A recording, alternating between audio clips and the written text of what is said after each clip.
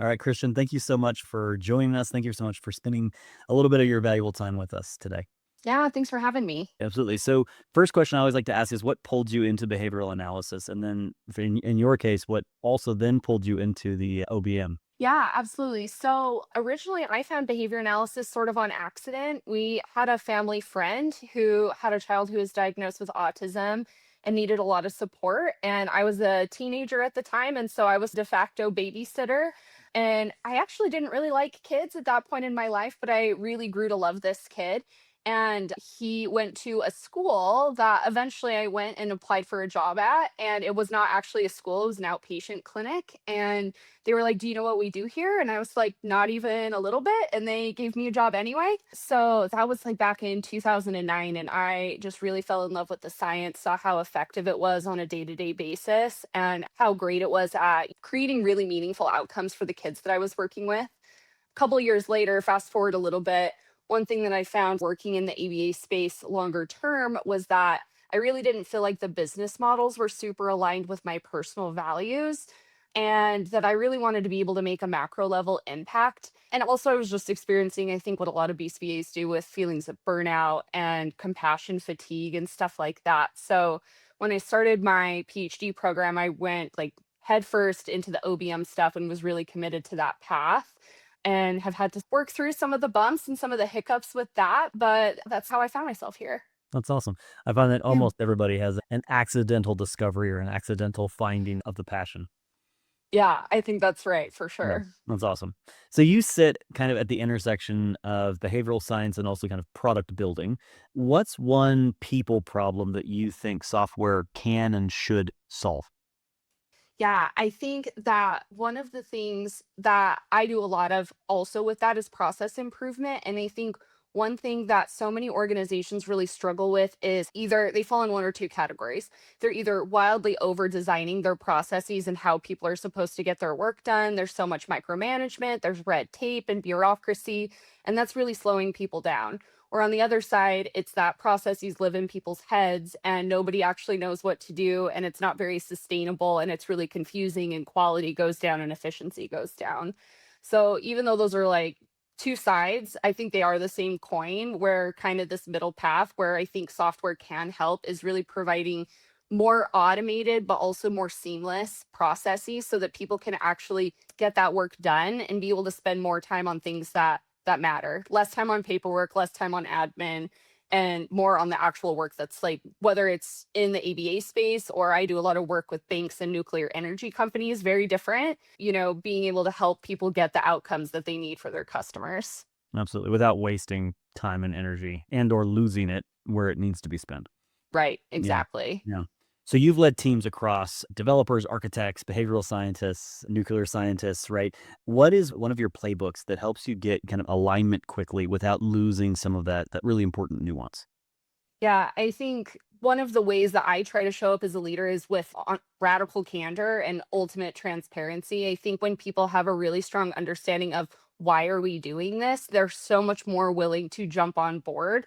And even if it's something that is unknown or it's on the edge of your competency or it's scary, just having that why and knowing that there are people there to support you, I think is really powerful. I think that really speaks to psychological safety as well, like being able to know that yeah, this is like something none of us have done before, and none of us really know exactly what we're going to do. And we might trip and fall a little bit, but we have the opportunity to be able to dial stuff in as we go. Because I like lead those cross functional teams, like I can't necessarily be in the position of helping a software developer with a software problem. Like that's not my scope of competency, but I still have to figure out how to be effective and like motivating for people and help try to remove barriers versus being able to help them figure out how to do their job. So I really view that playbook as like, how do I be really honest, share the why and like why that matters and remove barriers as quickly as I can for people. Yeah, which makes complete sense. And also, if you have that radical transparency, it also creates psychological safety in and of itself because they know they can trust what you're saying, Yeah. even if it's not the best feedback or the most positive news. Right. Exactly. If you show up and you do what you say and say what you do and have like good alignment with that, I think that that really helps create that environment of psychological safety, which helps us provide better services. Absolutely, and operate better as a team as well.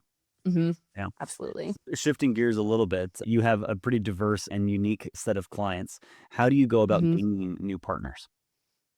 Yeah, so I am not a salesperson. That was definitely not something that I, as a behavior analyst, ever thought I would be in that role. And it's honestly, it's not my biggest strength. So I rely a lot and delegate a lot. So I actually have just, we recently hired a head of sales. It's our first time we've been able to grow our team to be able to have that role, which I'm so excited about. But a lot of it has been through reputation. A lot of it's been through referrals. I'm actually a very introverted person, which sometimes people are surprised if they know me to hear that. But a lot of it is like going to events and being willing to put yourself out there and have those conversations. But my approach is a lot less sales driven, I guess, and more like approaching people with curiosity to learn more about what are the problems you're experiencing. Tell me, what's going well, what's not going well, versus me trying to like hawk a product at people and really like focused on rapport. And I feel like for me personally, that's been a more comfortable place and a more effective place for us to build those relationships in our space because it is a very competitive space. Absolutely. I mean, speaking as someone who has been primarily the sales role in, I don't know, 3 or 4 different companies now, actually solving problems and paying attention to what people are actually feeling, actually going through, works so much better than hawking any product ever. It doesn't matter. Even if your product was incredible and solved all their problems tomorrow, and it doesn't really matter what their problem is, we can solve it. They still wouldn't buy it if you didn't actually take time to understand them and understand their problem, right? That is the core. So you're doing it right, according to at least according to me, but I think according to most good business development people too. Well, thank you. I appreciate that. So it's definitely something that I still don't feel super confident in. I'm trying to grow my skills in for sure. So I appreciate that. Absolutely. And then last question, this is more on the marketing side since we are marketing specialists in this space. And we always have to ask at least one of these types of questions. What is one marketing tactic that you're either considering applying inside of one of your teams or that you're just really watching very carefully in the marketplace right now? So I guess two things that makes me think of. One thing is being in the software space, AI is sort of all of the rage right now. And so we're definitely really closely watching what is happening with AI. I definitely think there are ethical and good ways to use AI. And I also think that there are some ways to use AI that maybe fall flat on that a little bit. So we're definitely trying to figure out how do we want to position how we would be assisting organizations who are utilizing AI. So, I mean, that kind of harkens back to one of those first questions that we talked through where we want to make sure people are able to spend the time on the things that matter. And I think AI can really enable that, but I also think it has the propensity to potentially burn people out if it's used not well. So that's definitely something that we're working through right now. I think one of the challenges that we have had is more of that B2B side marketing. Like any of my marketing background has been more B2C. And so I've had a lot more success and like just more practice with that.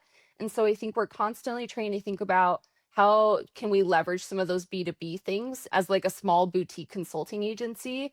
So right now we're kind of considering some more like guerrilla style marketing tactics in our local community with some banks and some different organizations that we have on kind of a short list that we've never tried before, but I'm interested to see the payoff with that. We have to kind of figure out how do we make ourselves stick out as a small fish in a big pond with big competitors that have different resources than we do. Yeah, that makes sense. It makes sense, and it's not easy at all, to No. stick out. Although, as a small consultancy, you have a lot more flexibility, which is nice, right? You can try new things, and big groups just can't.